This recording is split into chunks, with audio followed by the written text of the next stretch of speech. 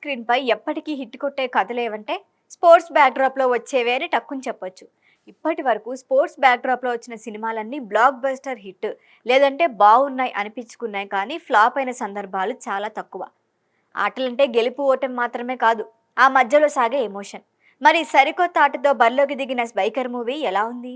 శర్వానంద్ మరొక హిట్ కొట్టాడా? రివ్యూలో చూసేద్దాం. దే ఆర్ జస్ట్ లూజర్స్ అనే ఒపీనియన్ ఉంది. ఒపీనియనే కదా, మారుతాం. బైకర్ కథ ఏంటంటే, సునీల్ నారాయణన్ ఓ బైకర్. ఇండియాలోని బైక్ రేసింగ్ అంటే ఏంటో తెలియని రోజుల్లోనే ఛాంపియన్.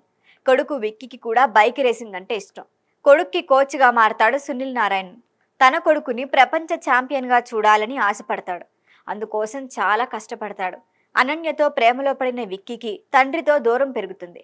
కొడుకు ద్వారా తన కలను నెరవేర్చుకోవాలని ఆశపడిన సునీల్ నారాయణన్కు విక్కీ ప్రేమ అడ్డుగా మారింది. విక్కీ గెలుపును ఎంజాయ్ చేయని సునీల్ నారాయణన్, నువ్వు గెలవలేదు, వాళ్ళు ఓడిపోయారంతే అంటాడు. ఇది విక్కీని బాధపెడుతుంది. ఆ తర్వాత తండ్రి కలను నెరవేర్చేందుకు ఇంటర్నేషనల్ రేసింగ్లో పాల్గొని కొన్ని కారణాల వల్ల 3వ స్థానంలో ఆగిపోతాడు.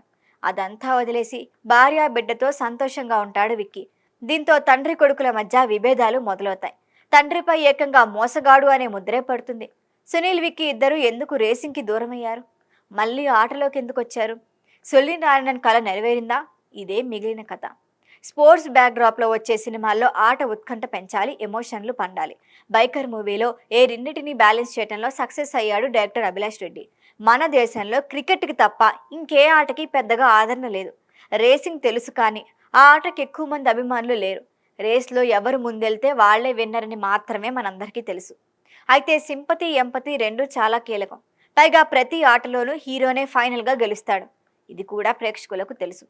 అక్కడి వరకు చేరుకునేందుకు హీరో ఎన్ని అడ్డంకులు దాటాడు అన్నదే ఆకట్టుకునేలా రూపొందించాలి. ఆట పక్కన పెట్టేస్తే ఈ కథలో తండ్రి కొడుకుల ఎమోషన్కి పెద్దపీట వేశారు. కొడుకుని ఛాంపియన్గా చూడాలి అని తండ్రి, తండ్రిపై పడిన మచ్చ చెరిపేయాలి అని కొడుకు తప్పిస్తూ ఉంటారు. అంటే ఎమోషన్ కూడా స్ట్రాంగ్గానే ఉండాలి. శర్వానంద్, రాజశేఖర్ మధ్య సన్నివేశాలు ప్రేక్షకులకు నచ్చుతాయి. క్లైమాక్స్లోనూ కొడుకు గెలవగానే తండ్రి వచ్చి హగ్గిస్తాడంటే అది చాలు, ప్రేక్షకులకు చాలా విషయాలు చెప్పినట్లే అనిపిస్తుంది. సింపుల్గా మొదలైన కథ సునీల్ నారాయణన్ ఎంట్రీతో ఊపందుకుంటుంది. తండ్రిని వెతుక్కుంటూ కొడుకు వెళ్ళటం, మధ్యలో ఫ్లాష్ బ్యాక్, బైక్ రేస్, ఇలా వరుసగా ఎమోషన్స్ వస్తూ ఉంటాయి. రేస్కి సంబంధించిన సీన్లు, కొరియోగ్రఫీ బాగుంది. తాత మనవడి ఎపిసోడ్ కూడా బాగుంటుంది. ఇలాంటి కాన్సెప్ట్తో తెలుగులో వచ్చిన ఫస్ట్ మూవీ ఇది. పాత సినిమాల్లో క్లైమాక్స్లో భారీ ఫైట్ పెట్టినట్లు బైకర్ క్లైమాక్స్లో ఒక సుదీర్ఘమైన రేస్ ఉంటుంది. హీరో గెలుపుతో శుభం కార్డ్. ఇక నటీనటుల విషయానికి వస్తే ఈ సినిమా కోసం 23 కేజీల బరువు తగ్గిన శర్వానంద్ మేకోవర్ బాగుంది.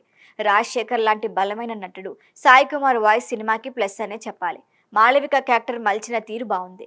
మిగిలిన వారంతా వారి పాత్రలకు న్యాయం చేశారు. ఓవరాల్గా ఇండియన్ స్క్రీన్ పై ఇప్పటి వరకు రాని బ్యాక్ డ్రాప్తో బైకర్ తీశారు. భారీ అంచనాలు పెట్టుకోబోతే థియేటర్కి వెళ్ళి సినిమా చూడొచ్చు.